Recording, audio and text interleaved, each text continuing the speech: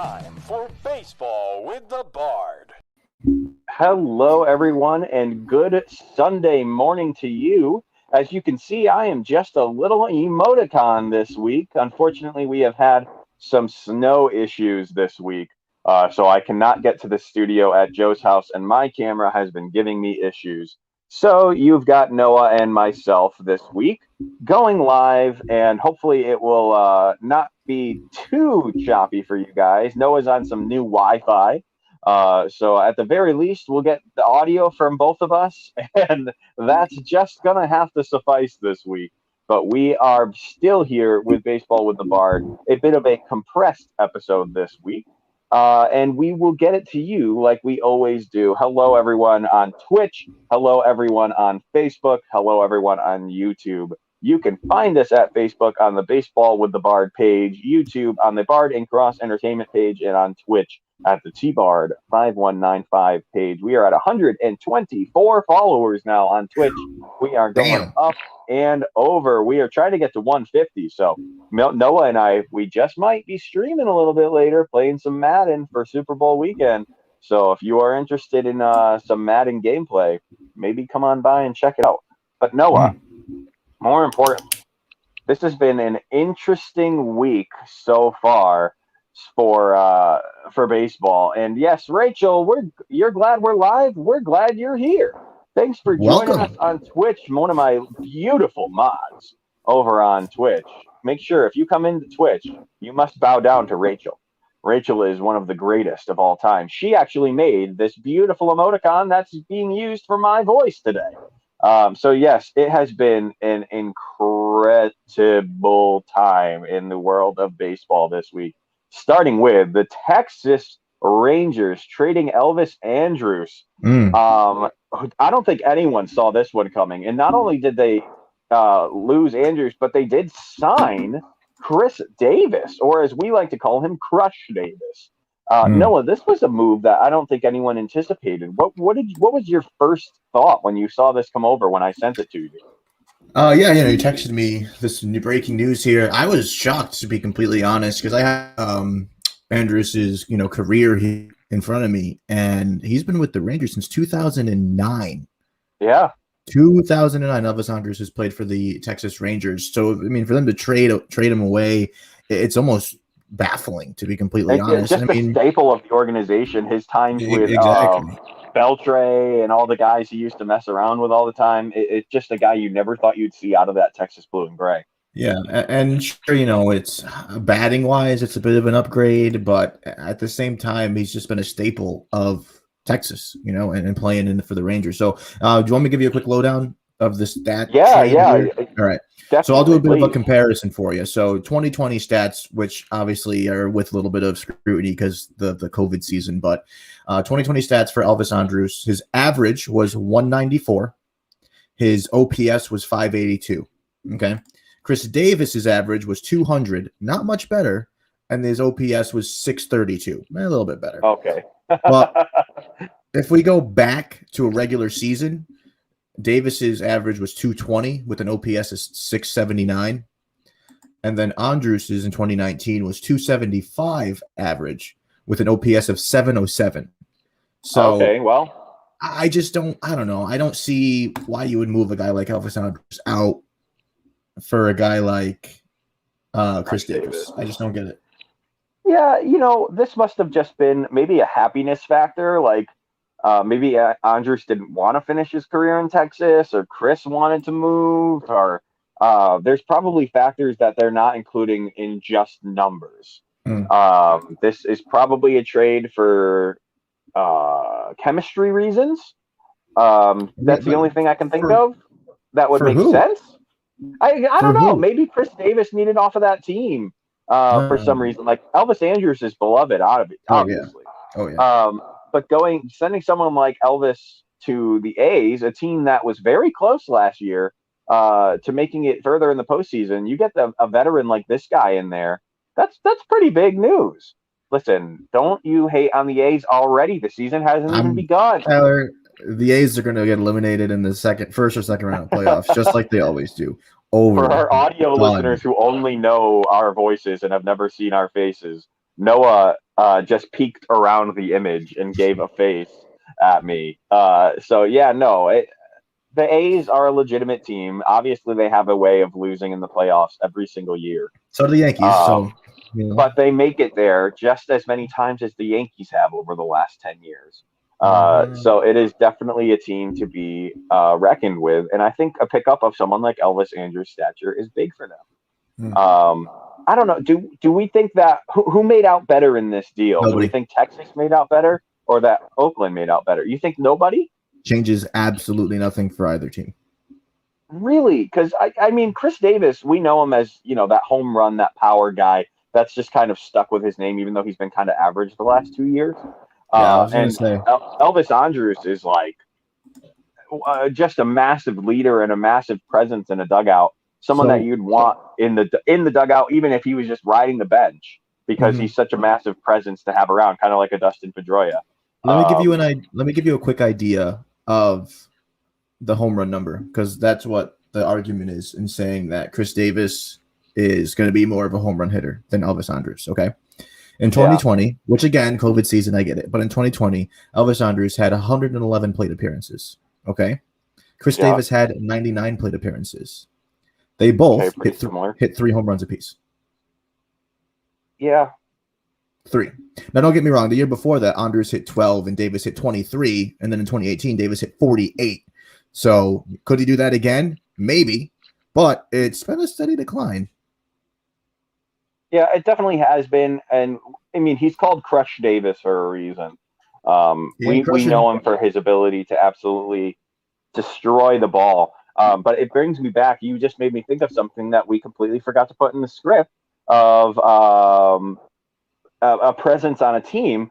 The Red Sox have parted ways. Dustin Pedroia has officially announced his retirement. And as a Red Sox fan, I would feel remiss to not say something on the podcast. We did mention it on our page earlier this week that wishing him the best of luck in all of his future endeavors, as Vincent Kennedy McMahon likes to say. I'm sure this is not the end of his relationship with the Red Sox.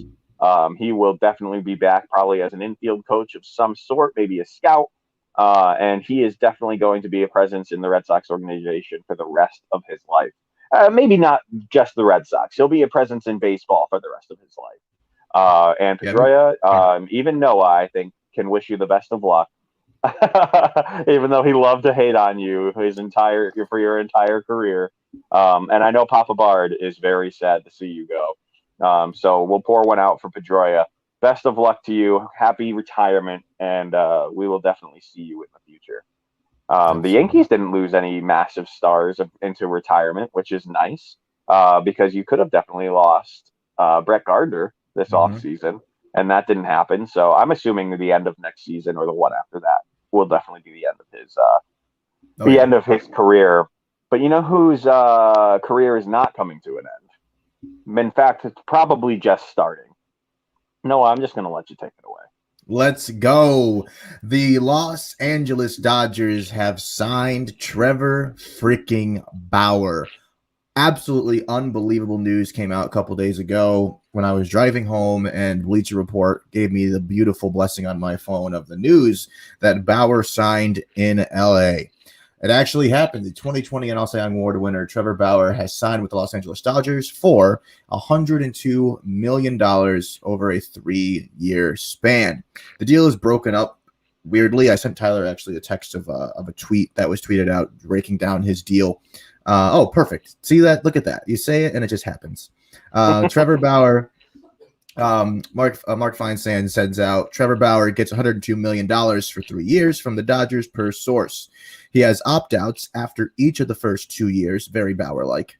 $40 million in 2021, $45 million in 2022. He'll be the highest paid player in MLB history in 21, then again in 22. It gives praise to the Angels organization, their agent, and so on. So it's impressive. The Dodgers really did their job. The Dodgers really went out there and got the guy that they were looking to get. Apparently, the Mets, this is a rumor, actually offered him more, and Bauer chose the Dodgers, similar to what Kluber did when he chose the Yankees. He was offered more by other teams, and he deliberately said, I'm going to go to this team. And it's obvious why Bauer chose the Dodgers. It's absolutely obvious why Bauer chose the Dodgers. And it's right there. I mean, you got Bauer, Price, Kershaw, Bueller's not on the poster, but Bueller. I mean, that image there is terrifying if you're looking to face this team in any round of the playoffs. I mean, they have a 1-2-3-4 punch, Tyler. We've got some of the greatest pitchers we've seen in baseball in the last 20 years, all on the exact same team. And people are going to laugh at me for saying David Price deserves a spot in that field, but he does. What he did in 2018 was fearsome, and I think he does fit in right along with these guys. It is very, very scary seeing this team. And Noah can tell you all. Oh, good morning, Chris. Good morning, T-Bard and crew. He says, good morning, Chris. Thank you for stopping in. Shika Sully, it is good to see you in the chat.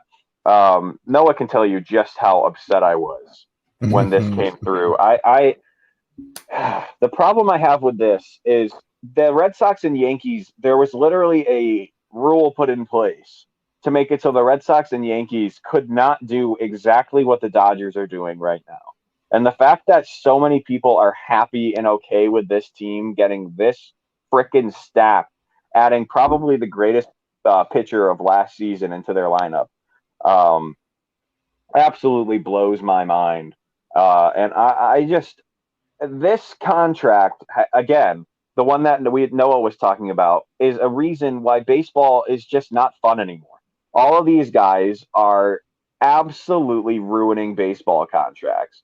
And they're all going to become entitled little babies. And what do we think is going to happen when someone like Juan Soto gets up and finally gets to have a massive, massive contract? Aaron Judge. You don't think Aaron Judge is going to be the highest paid right fielder in baseball? Never mind right fielder, highest paid player in baseball, Noah. I think you could agree with me that this is going to become a ridiculous, and someone eventually is going to be getting $1 billion contract. And if you don't think that that's ridiculous, I don't understand your logic. I told you, Juan Soto is going to get like $560 for that's insane. $560 for like 12. $500 million. He's going to get like 14 years. It's going to be wild. There should be a cap on contracts. You shouldn't be able to make more than $100 million. Yeah, it might be coming to that because I don't know. It needs to. We're gonna see that $1 billion contract probably in the next 2 decades. Why are these guys, these athletes? Don't get me wrong.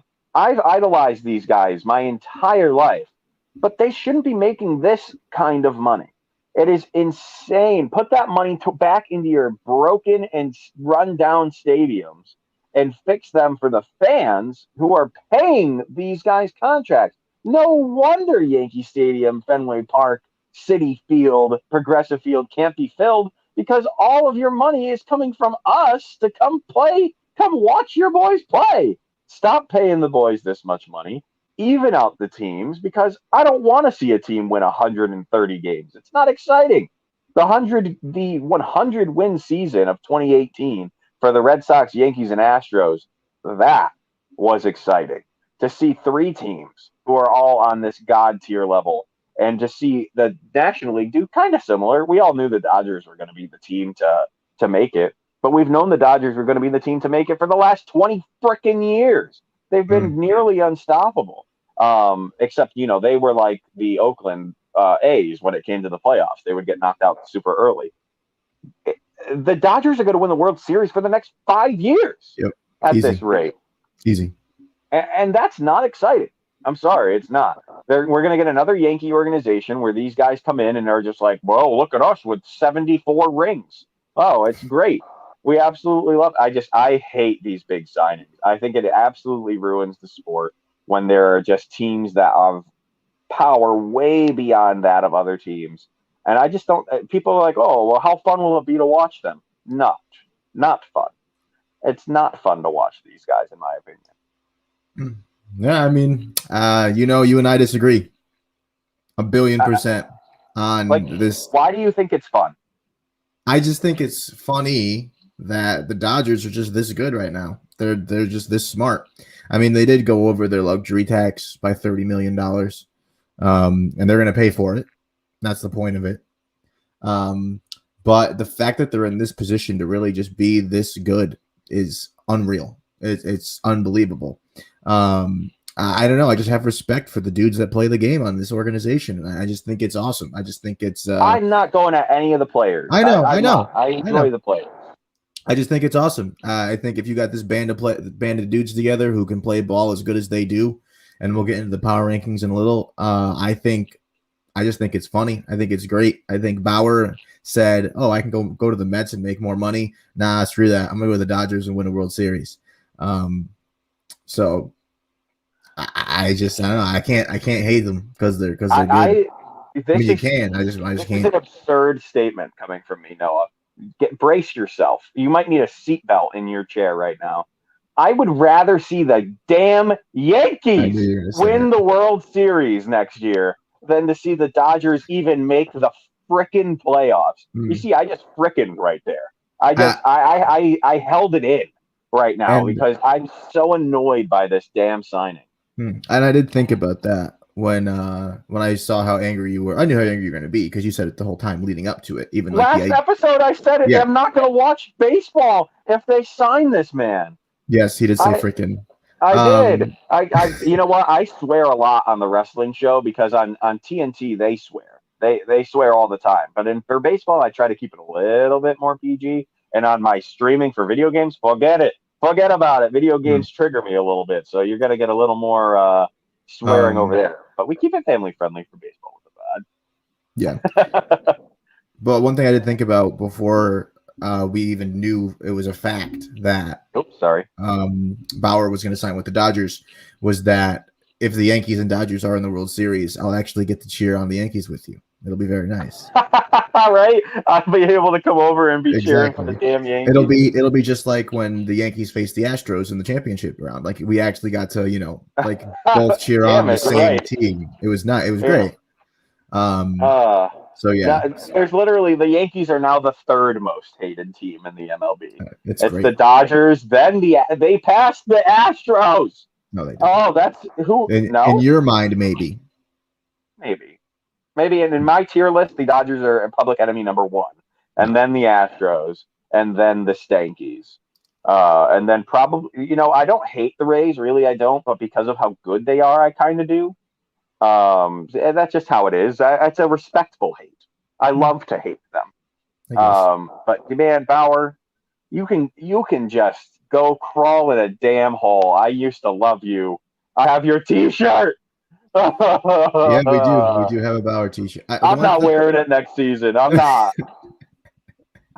If we go to a Houston game, I'm burning that. I'm gonna be like, you know what? I'm on Houston's side now. Screw you, Trevor Bauer. Screw you. No, I do love Bauer. I was hoping that I would get to see a Bauer pinstripe jersey because I would have bought that thing so quick, but I would have been more okay with that, honestly. Not anymore. But you know what? Let's just stop being so damn negative. We've got some power rankings to talk about. But before we get to that, buddy, let's talk about some other positive things and the fact of other podcasts that you could find here on the Clovercrest Network. Clovercrest Media Group presents a CMG podcast. Keys to the City. Keys to the city, baby. When you see us, so you know. Crossed up by Kobe, little floated to Shaq, and then Shaq goes like this, and the rest is history. Pay attention. Don't tell me what to do, Devil Woman. But speaking of those Lakers, but I hold on, stun. But I didn't make my. I said Denver's gonna win. Yeah, you did. You said that. There's no other show like that. Clovercrest is doing great things right now. Streaming everywhere. When I was 12 years old, I became a Jack Nicholson superfan. This happened almost overnight on an evening in February 1997 when I first saw The Shining. Here's Johnny!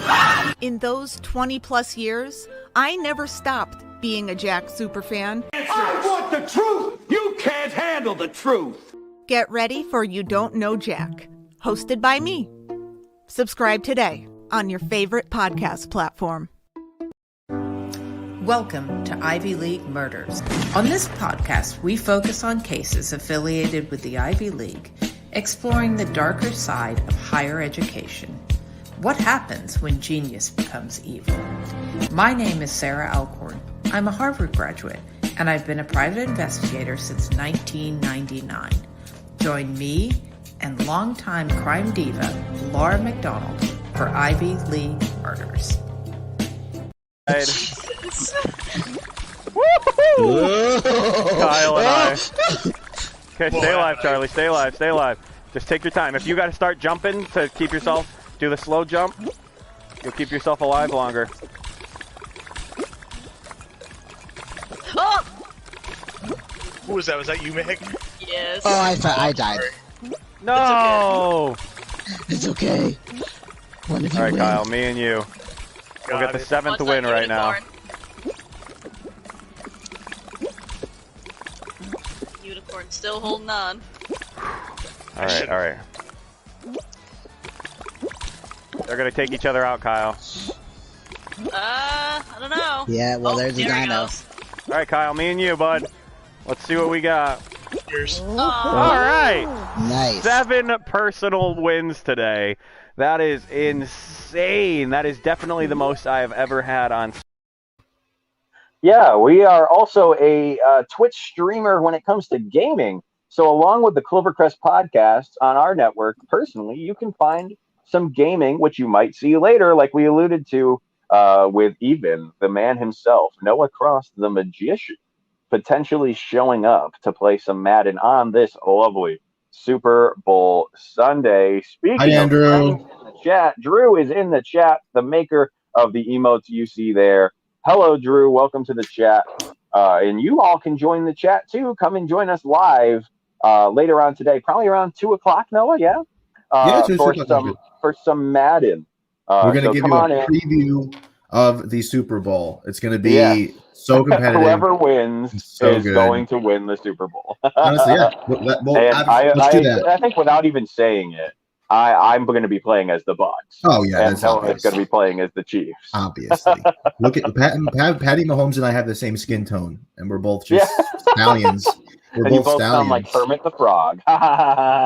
You're so Take hilarious. that, Noah. You're hilarious. All right, speaking of hilarious, what were we let's talk talking about preseason power rankings. I was gonna say, speaking of hilarious, we could just talk about where the Red Sox are on this list. How dare you, sir? We've got the power rankings that Noah thought, hey, let's give our opinion on this. So I got the top 10 here. I'll read those quick, and then Noah, this is a good segment you put together. I'll let you take the reins after that. Coming in 10th was Tampa Bay. 9th was Toronto. 8th was the New York Mets. 7th is the Oakland Athletics. 6th, my pick at the end of last season to win the World Series, the Chicago White Sox. 5th place is the Minnesota Twins. 4th place, one of Noah's favorites, the Atlanta Braves. 3rd place comes the New York Yankees.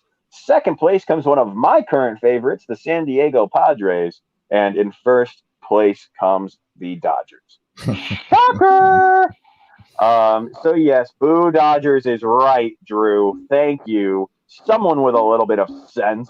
Noah, could you give us a little background on these power rankings? We'd love to hear your opinion. Yeah, definitely. So I went ahead and just broke down the top 5 into the MVPs of the team, or the people who are going to make the most impact, right? Why are these teams in the top 5 is what the questions I wanted to answer.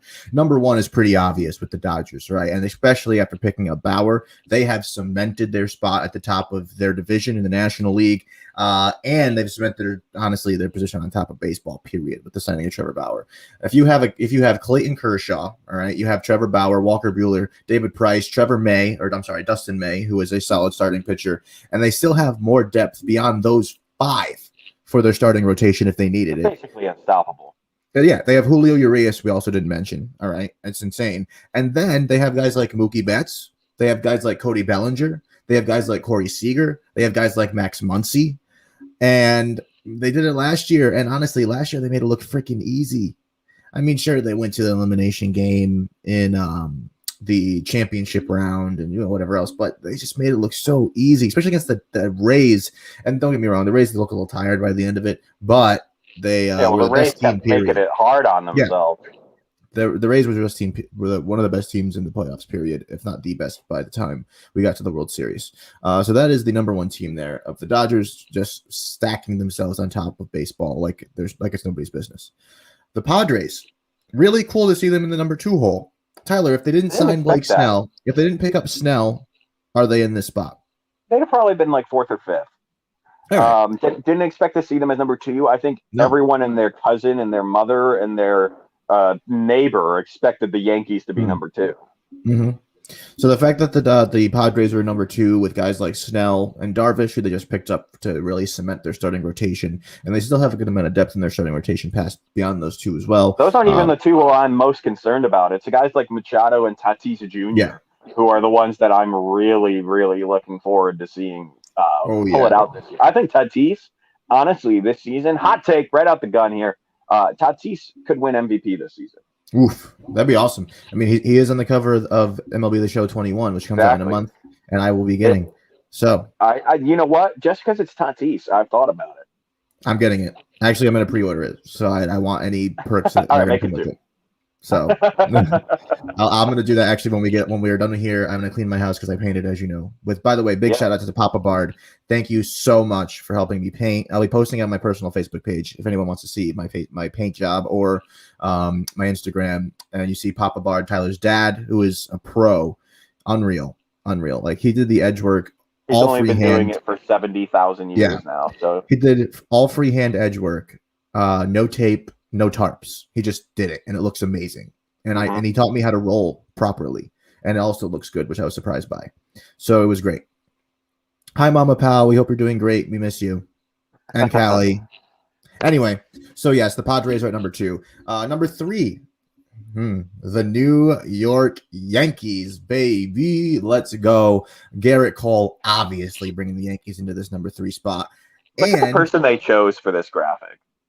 Yeah, well, I mean, to be fair, the man did MASH last year. I'm like, of all the people. He did MASH last year, like really MASH last year. The likes of Luke Voigt is who we're considering. But anyway, Garrett Cole, obviously. Corey Kluber and Jameson Taillon, that's awesome. Gold pickups, risky. We don't know what's going to happen.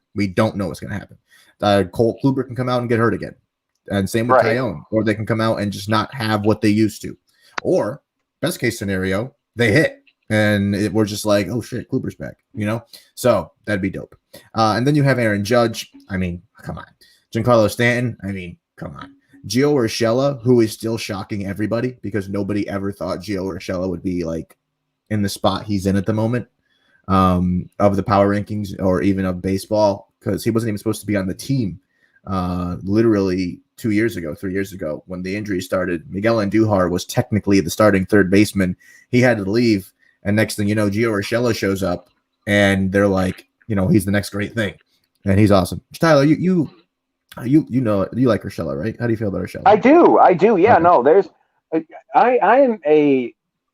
People have probably figured this out by now. I am a kind of out of the norm Red Sox fan. I adore the Red Sox. Absolutely big Red Sox fan.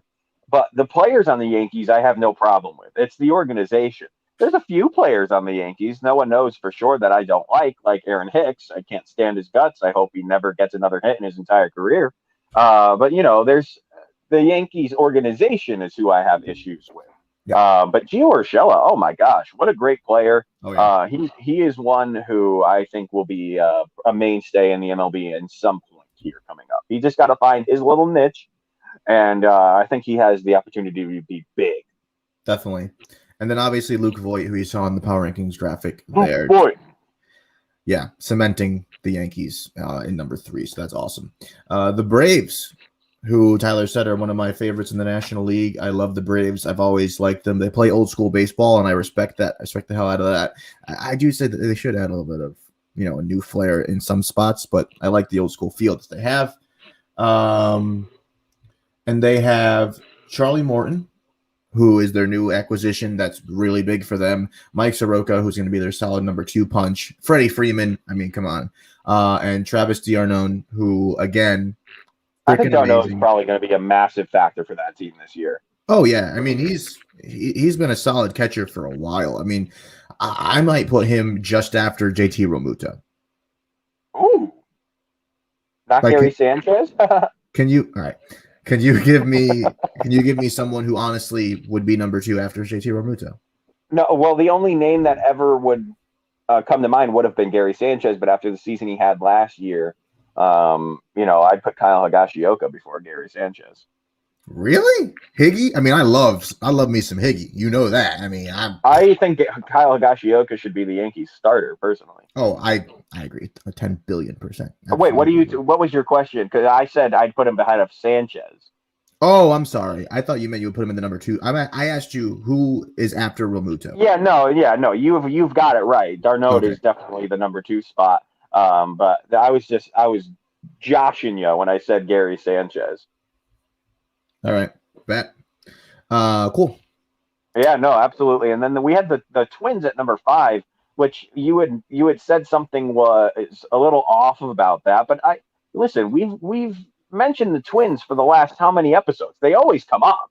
They're always in that picture. And the Twins have had the Red Sox number for the last however long I've been watching baseball. I know you don't believe in the Twins and the way you're looking at the camera. Why would I? Do you see what this team does to the Twins every postseason, Tyler? No, I get it. You guys always beat them there, though. Beat them. The Yankees victimized the Twins. The Yankees beat the holy hell out of the Twins in the postseason. It's not even close. Right now. The Bomba squad, my ass. They've got Kente Maeda. They've got Jose Barrios. They've got Miguel Sano. They've got Polanco. They've got Josh Donaldson. They've got Andrelton Simmons just signed to this team. The players themselves, defense wins games. The players themselves absolutely see something in this team. Everyone wants to play there right now. Everyone wants to go there right now. They are a team that has a winning mentality, a young mentality. They are a team that wants to get this done. And I'm sad that my team, the Sox, didn't make it because I think they're a similar team, the White Sox. I think they are a similar build. I mean, they almost made the top 5. They were very close. And for me to have predicted them at the end of last season, ho-hum, I am pretty proud of that prediction. I will see if our predictions stick because Noah and I will allow ourselves to change our picks right on day 1 of the regular season. As to who we think is going to win the World Series. And I promise you, I'm not picking the Dodgers or the Yankees. So stay tuned as to who my pick is going to be for the World Series champions.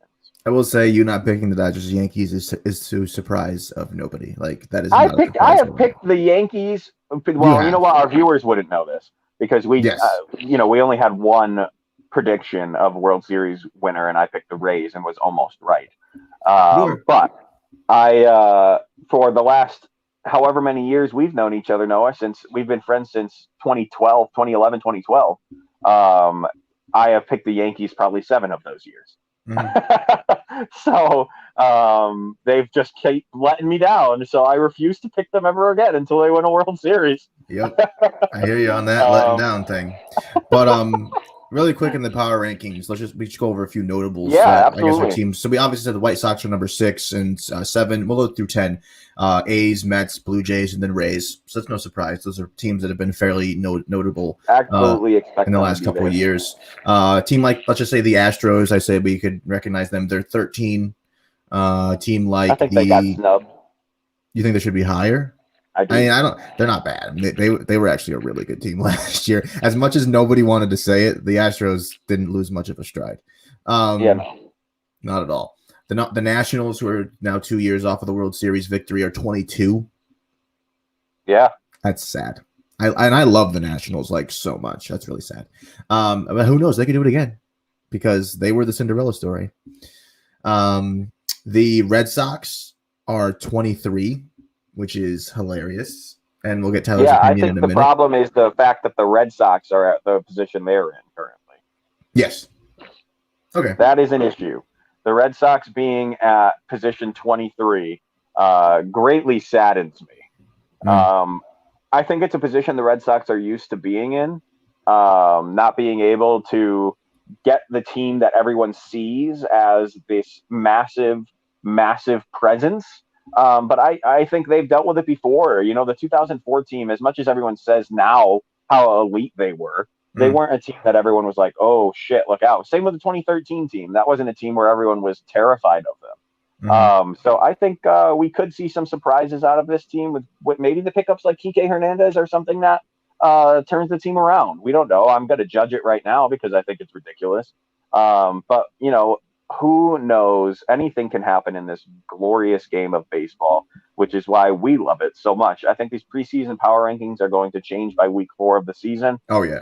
And we are going to see a lot of different opinions on this as the seasons approach. I can't wait to see what Kevin Millar and Chris have to say about this season when Intentional Talk comes back. We will definitely be tuning into that. I think that's my favorite baseball talk show. And I try to base our comedy a little bit off of what we see there. Yeah, my favorite baseball talk show. It's a tough one. I really like High Heat. Anytime I can see A-Rod and David Ortiz talking, I enjoy that as well. That's always the best. I want them, A-Rod and David Ortiz. Could you just have a freaking show already? Oh, please? Yeah, absolutely. Like if they had a podcast. If they had, no, I want a show because they're like they always josh each other, and like do things. But if they had a show and it was a daily show, I'd watch it every day. It'd be like Quick Pitch. Like if I could watch Quick Pitch every day, I would. I just have to go to work. Yeah. But I love Quick Pitch. I would watch David Ortiz and A-Rod every day. Well, I'm watching it after, like later in the day. There's already games happening again, so it's kind of like yeah, that's true. That's true. Well, just wake up earlier, like me, like a freak. Wake up at the crack of dawn. That's not an option. Yeah, these preseason power rankings. I don't think anyone is overly shocked at the order that everything went in. I think that everyone's probably pretty surprised at how low the Red Sox fell.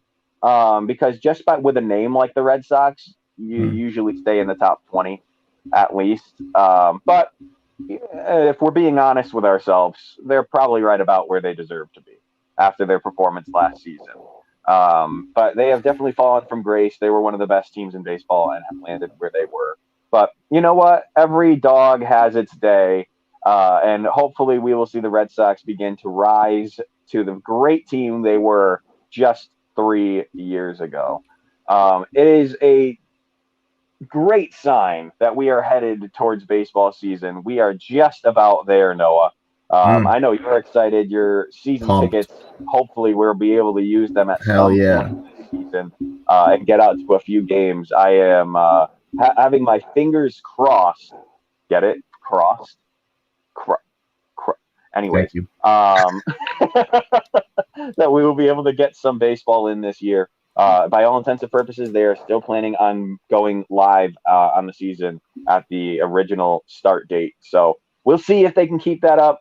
But we are going to keep bringing you content as often as possible. Not just us, but everyone here at the CMG Network will try to bring you as much content as possible. There are quite a few shows, 28 plus shows on the CMG Network now, with more coming. Everyone's making ads now too, so you will get to hear from a lot of the other content creators here at the CMG Network. If you enjoy making podcasts as well, why not make your own with us? For just $15 a month, we can get you started and on your way. Just make a idea and we can make it into a podcast here at CMG Media. The ClovercrestMedia.com is what you are looking for if you are looking to find your favorite podcast, sports podcast, and other forms of media. For now, this has been Baseball with the Bard. My name is Tyler Bard. That person over there is Noah Cross, the magician. We will see you all on the next episode of Baseball with the Bard.